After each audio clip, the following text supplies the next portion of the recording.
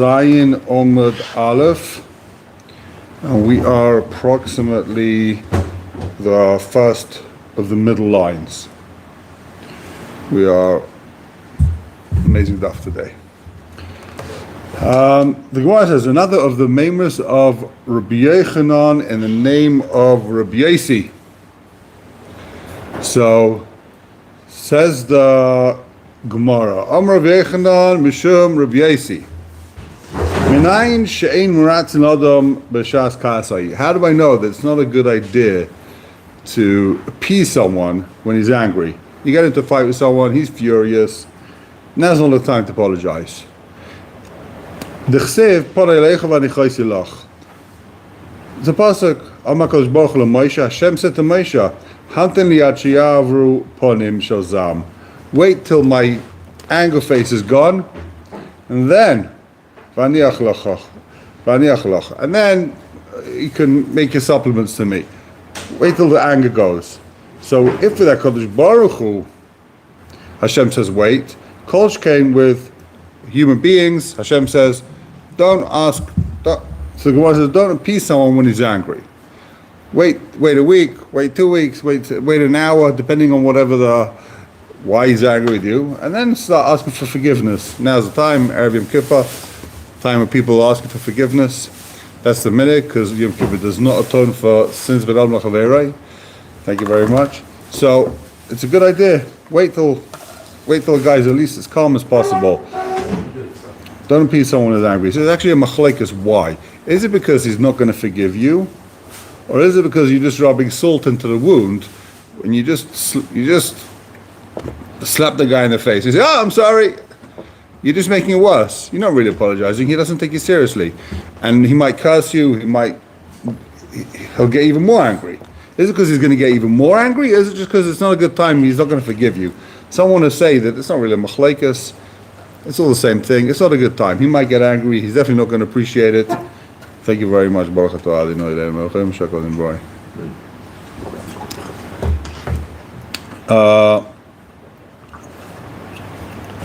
So the Gemara asks, well, Hashem gets angry? Really? Amika, Rischa, Kame, Kuchabrichu? Hashem gets angry like that? Is that true? We have plenty of places in history where we see Sodom. Oh, so let's see. That's based, we're going to see. Amika, Rischa, Kame, Kuchabrichu? And yeah, the Tanya says, V'keil Zayim B'chol Yoim. Hashem, God, he gets angry every single day. We're in the third medium wide line. Zayin Amud Aleph. So yeah, Keil Zayin Kol Yom. He gets angry every day. Kamazame, how much does he get angry for? Rega. For a second. Or rega. V'kama rega, how much is a second? Echad Mechameshes Ribui V'shmein Salafim V'shmein Meis V'shmein V'shmein B'shah. V'zuhi rega. If it's 1 in 58,888 of an hour, is a rega. That's how much Hashem is angry for every day. It's also called AKA 0.61 of a second. Basically, half a second. What does that mean that Hashem gets angry every day? There's no 0.6 of a second day that Hashem doesn't get angry? Right, so they want to know, why does Hashem get angry every day? So I'm saying, what straight gets angry every day? So there's a marshal of if someone owes you money, someone owes you $100,000. If you don't like the guy, you say, okay, pay up time, give me $100,000, or we're going to repossess your house, right? Time to pay up. If you like the guy, you can say, you know what? Pay me every day, $10. It's much easier. It's much lighter. So Hashem gets angry every day. For the Bria, it's much easier that instead of having one big boom, he gets angry, and then who knows what happens?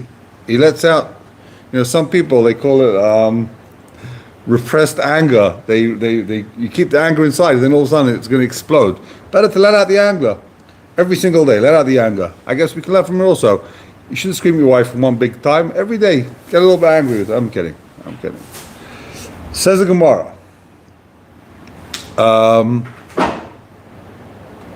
So this rega is for a split second. He's angry every day. So Gemara, no one knows when Hashem's angry. Chutz me Bilam Arasha. Famous story of Bilam in the Torah. He's the one that knew when Hashem gets angry. Dichsiv, people in the world, Bilam, Harasha. he's the one guy, yeah, he had that schus, that was his ability.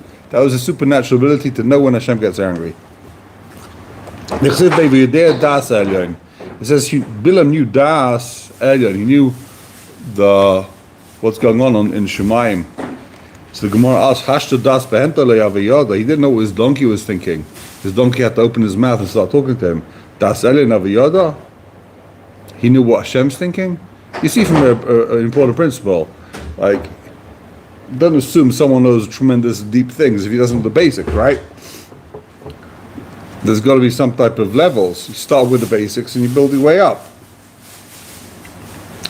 He didn't know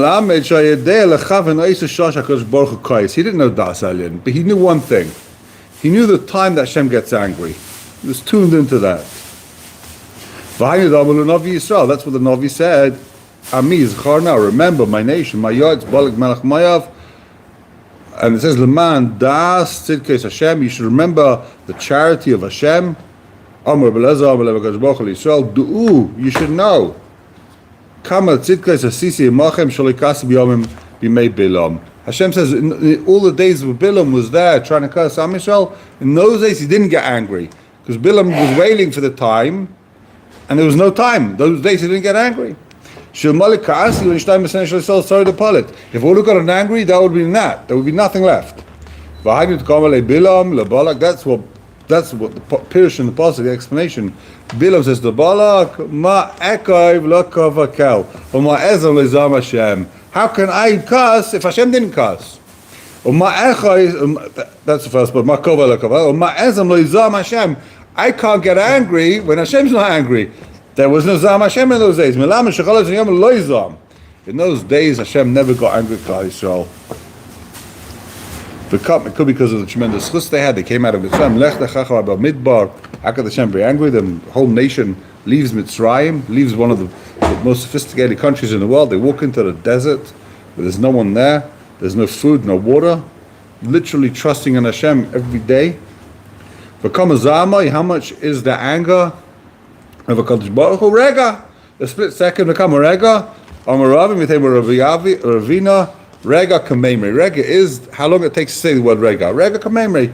Like the word rega. Rega. That's the amount of time. Now, uminal in the rega rasach. How do you know that he was angry? He gets angry for a second. Shenema ki rega ba'apai. He's angry for rega. He's angry for a second. Chaim b'tzaynai. But life, the rest of life is with his love, with his compassion. Another pasuk. Chaviv kimat rega ad yav. Zam. Hide for a second till the zam goes away. Veimas rasach. Okay, now Taisha has a kasha here. Taisha says, what could Bilam have said in that split second? What can you say? What curse can he give in a split second? So Taisha says, you know what he could have said in the word rega? He could have said the word kalem. Kalem means destroy them. Kalem. Some Farshim say it happens to be the opposite of the word melech. The letters go backwards. In other words, you can either be a melech or you can be a kalem. Either you're looking for destruction or you're royalty. So that's what Taisha's first opinion is. He could have said kalem in that split second. Others say if you would have started the curse in that split second, right, then he can carry on for as long as he wants. Well, as long as you start exactly the right time, you can carry on. So someone would bring a raya from here that you can daven mincha, let's say it's almost shkia, as long as you start right before shkia, when the zman is right, that you can carry on after shkia. As long as you start before, you see from Taisha's second teretz, as long as you start on time, it's good. It seems to be that Magen Avraham doesn't go low with this pshat, because the Magen Avraham says that if you've got like 1 minute left before Shkia, you're not going to be able to say the whole Shemona Esrei. What should you say? Avinenu. Say Avinenu, which is a Tefillah Ketzara we saw. Say Avinenu. That's what you should say. But if you tie second teretz, as long as you started before Shkia, you can carry on. You go on into the night. Take 2 hours. Daven for 2 hours. As long as you started when there's man. So what's the difference? It could be he doesn't hold place a second teretz, or it could be there's a din in Zam with anger, right? As long as you start on time, or Racham, you start on time, it's going to carry on. But who says the Zman Tefillah has got to do with the Rachamim? Maybe that's the gates close, 6 p.m., the Tefillah's got to finish by then. It's not Talian when Hashem's angry, it's working with a different system. I don't know. The Mishnah Berurah, I think, if I remember, does seem to say that you could be Somech on it as long as you start on time. You're good. You have what to be Somech on. Especially nowadays, we don't know what the times are. There's so many machlokes in Rebbeinu Tam, not Rebbeinu Tam. You got what to be Somech on, don't worry about it. So, back to the Gemara. Gemara says, Ve'emes Rasach, when is this? When does Hashem get angry? Morning, evening, night? When, do we have any idea? When is this moment of anger? Amar Abaye, I tell you when. In the first 3 hours of the day,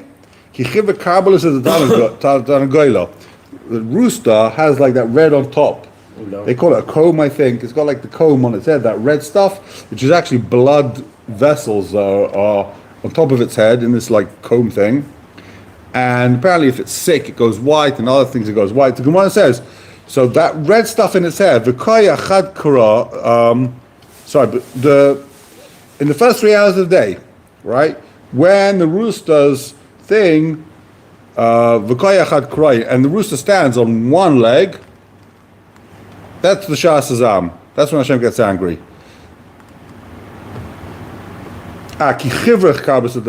Sorry. When that red thing goes white, apparently for a split second it turns white, and the chicken standing on one leg, that's when Hashem gets angry. The Gemara asks, what do you mean? The chicken stands on one leg all the time, and it gets white all the time. So the Gemara answers,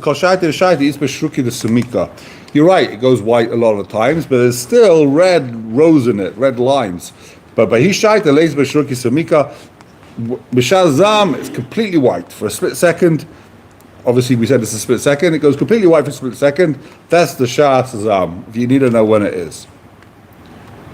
Okay, so I guess Bilam had the chicken. He didn't have the chicken, or he did it without the chicken. The Gemara says a story, fascinating story. Ahu Mina. You had these minim in those days. They didn't believe in Torah Shebechtav. It's not a new thing. There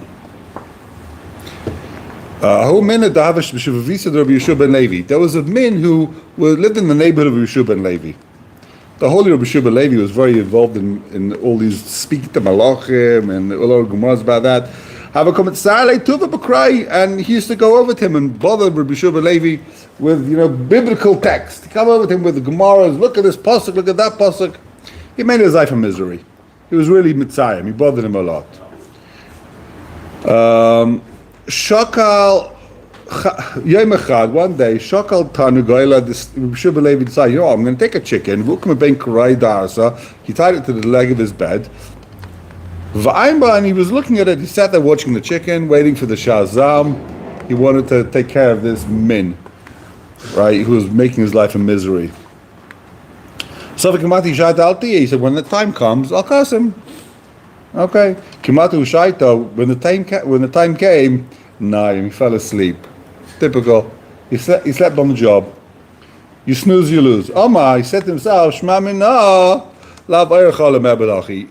He learned from this, if Hashem let him fall asleep right when he wanted to take care of his enemy, so he said, you know what? You shouldn't do this. This is not something that should be done. Stay away from it. Why? Because it says Hashem has compassion on everyone. Hashem loves all his maisim. Hashem created this guy. Hashem loves everyone. It's not good even for a tzaddik to punish a rasha. It's never good to punish anyone. Some say it's because Rishonim will learn from you to try and punish people. Others say no. This guy has a life to live. Hashem's got a job for him to do. Don't take God's his job into your hands. Don't punish people. Give the guy time to do tshuva. He has a function here. You shouldn't be going around punishing people. Hashem loves everyone. So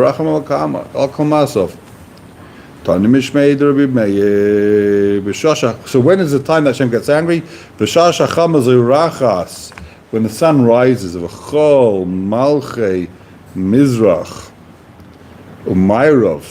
all the kings of Mizrach and Ma'arav,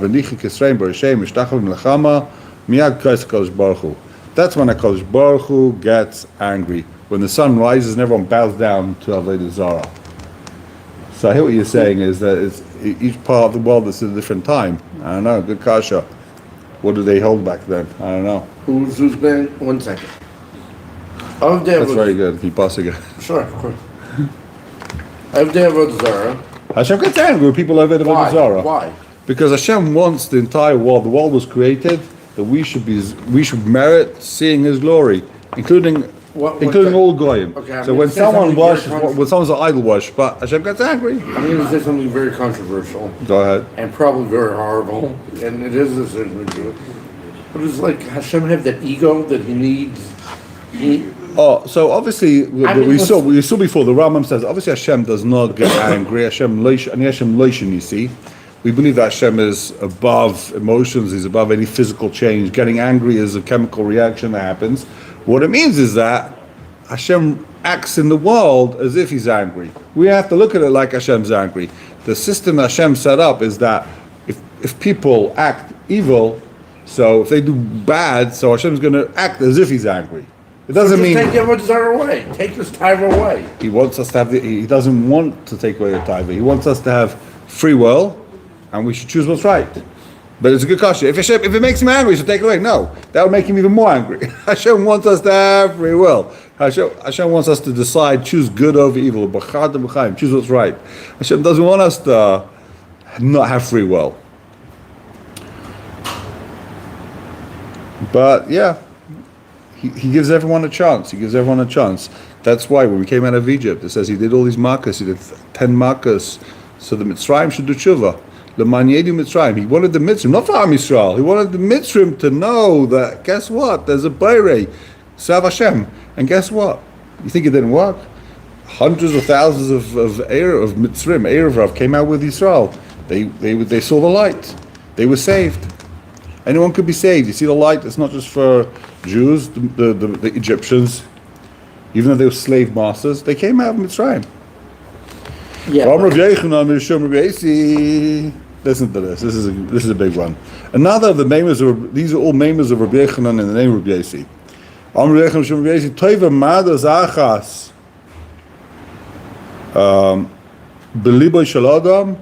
It's better when a person rebukes himself, self-rebuke, self-chastisement. I don't know what the word is. When you give yourself musa, when you give yourself a hard time, wow, why did I do that? Why was I so mean? Why don't I spend more time learning? Why don't I come to Chaim Shir? When you give yourself rebuke, it's better. It's better than a few malchus. It's better than a few lashes on your back. It's pasuk v'amra elcha v'shuva el ishi harishon ki tev li oz me'ata. That's the psukim he brings. Reish Lakish am yesem mea malchus. Not just better than malchus. It's better than 100 malchus. Shneim atachas gara b'mevin malchus kesil mea. One rebuke is better than 100 lashes. Some say it means 100 of the 39. But what it means is that a person's supposed to, the whole point of the lashes is that you should come to some type of recognition yourself. So if a person gives himself most, a person realizes, wow, it's all about self-introspection. If a person is willing to do self-introspection and see what he's doing wrong, that's fantastic.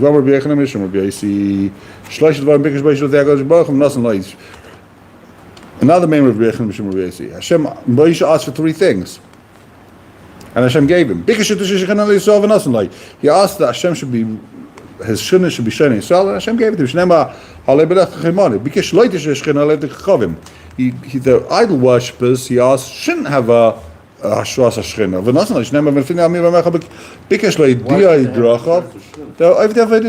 The idol worshippers. Why should they? I don't know, because, so the Mepharshim explain that if they have a group get together, hundreds of thousands, just like Marmot Hasina, that there could be some type of Gilish Shechina also, even with the Chavim.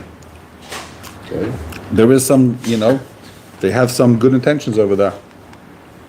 Everyone has good intentions. Bikesh, Shema, Bikesh lo idea idrachav. Moshe asked Hashem should teach him his ways. And Hashem gave him. Hashem said, okay, I'll teach you my ways. Show me your ways. Moshe said, but Eibishter. Mipnei ma yesh tzadik v'toiv lei v'yesh tzadik v'ra lei. Why? Some tzadikim it's good for them, and some tzadikim ain't good for them. Yesh rasha v'toiv lei v'yesh rasha v'ra lei. Some Rishonim have it good, and some Rishonim don't have it good. Amalai Moshe tzadik v'toiv lei tzadik ben tzadik. Tzadik v'ra lei tzadik ben rasha. Rasha v'toiv lei rasha ben tzadik. Rasha v'ra lei rasha ben rasha. It depends who the father was. If his father was good, a tzaddik, then it'll be good for him. If his father's bad, it's bad for him. The Gemara asks, what are you talking about? Oh, man, tzaddik v'toivlet, tzaddik v'toivlet, tzaddik v'tzaddik, tzaddik v'tzaddik v'rasha? Any. That can't be. Look, Siv, you're going to tell me that Hashem punishes someone because his father was a rasha? It says, Paikei dova navis abanim. V'chsiv abanim loy misel v'sabanim. V'raminan, korayadadi. You got a contradiction in the psukim. There's a person punished for his father. And the Gemara answers, v'shanin, loy kashya. If you do the same avarice your father did, if you follow in the bad ways of previous generations, then you get caught up for that avarice also. Right. But if you fix your ways, then you won't be held responsible. So how could it be that this tzaddik ben tzaddik, he's better off than tzaddik ben rosh? He's a tzaddik. So who cares if his father was a tzaddik or not? He's a tzaddik. Some explain that if he's a tzaddik ben tzaddik, what it means is that he's going to be a bigger tzaddik. He's a tzaddik, but since his father was a tzaddik, he can get higher levels of tzidkus. Some want to say, I think the Kabbalim say, you see from here that Torah is not Pashut. Tzaddik means from previous Gilgal. If his previous incarnation he was a tzaddik, then he has it good. That doesn't make sense because Gemara says, the Gemara asks him, if it's good for him, it's because he's a tzaddik gomer. He's a complete, perfect tzaddik. Tzaddik ralei, tzaddik sheni gomer. If it's bad for him, he's a tzaddik sheni gomer. Rasha sheni gomer. If the Rasha has a good time, he's not a real Rasha. He's got some good in him. He does good. Rasha v'ralei is a Rasha gomer. When you have a Rasha and he has a miserable life, it's because he's a complete Rasha. And a pliga de Reb Meir, and this is arguing on the maimer of Reb Meir. Reb Meir, shtaim nosalei v'achas lo nosalei. According to Reb Meir, he asked for 3 things. He got 2, and 1 he didn't get. And this one he didn't get. Shneim v'chanes she'achayin, af pi she'einu hagun v'chamdes she'arachim, af pi she'einu hagun. So according to Reb Meir, it says v'chanes she'achayin. It means have compassion whoever I have compassion on. We don't know why. We don't know why some people have it easy and some people don't have it easy. So you've got a machlokes in the Gemara. Do we say it's because tzaddik gomer, or is it because we don't know cheshbon Hashem? Means we have no idea why some people have it good and some people don't have it good. We're never going to understand it. It's all some type of Hashem just decides. We don't know why.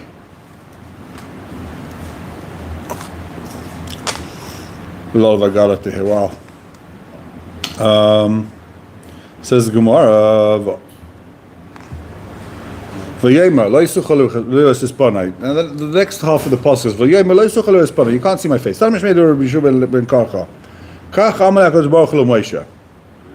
Why did Hashem say you can't see my face? This is a fascinating piece of Gemara. Hashem says you can't see my face. Why? When I wanted to reveal myself to you, you didn't want. Anyway, so now you want, I don't want. So it doesn't mean that happens to be you. I wanted that. What were you talking about, first of all? Hashem wanted to reveal himself with a budding bush. There was a Gilish China there, and Moshe says he covered his face, he didn't want to look. For humility, fear, whatever it was, he didn't look. So when I wanted to show you, reveal myself, you didn't want to look. So Midah Keneged Midah, now I want to show you, now you want to see, I don't want to show you. Either it's because Midah Keneged Midah, L'chayr, that's how I understand it. If you said no, then I'm going to say no. If you want to say no, then I'm going to say no. But pligi v'dur Shmuel ben Achmeini, or Shmuel ben Achmeini argues, it says, Moshe said 3 things, and because of that he was zeicher to 3 things. If you ask Moshe about the zeicher l'kas upon him, since he covered his face, he was zeicher l'kas upon him. the shiny face. Since he was scared, it says because he didn't look, so he was Zoich afterwards. The Moshe says that Moshe spoke to Hashem directly and he saw Hashem. So it's a machlekes. Was there an aveira? Is he reprimanded for not looking at the sneh at HaKadosh Baruch Hu? Or was he rewarded for that? According to this shita, he was rewarded. He had a schar, because he didn't look. Now he's got a schar, he always looks. The first shita is that since he didn't look, now Hashem doesn't want to show him later. In other words, if Hashem's revealing himself to you, you're right, you're humble. You're right to be a tzaddik and to fear Hashem. But when Hashem wants to reveal himself, it's a gift. Take that gift. Don't shun it. Go against your nature. Force yourself to look. Even if maybe the nekuda is if a person's cheshik, a person's chuk, a person's desire to know HaKadosh Baruch Hu and to have a connection with him should be greater than his humility, should be greater than his fear of Hashem. You're right, you have to have fear of Hashem, but your desire to want to know Hashem should be even greater. That's why he's reprimanded. Others say no, that was the right thing. A person should always have that humility and never want to look. Machlekes. Okay, we'll end over here. Thank you very much. Have a wonderful day. Have a wonderful day. Sorry.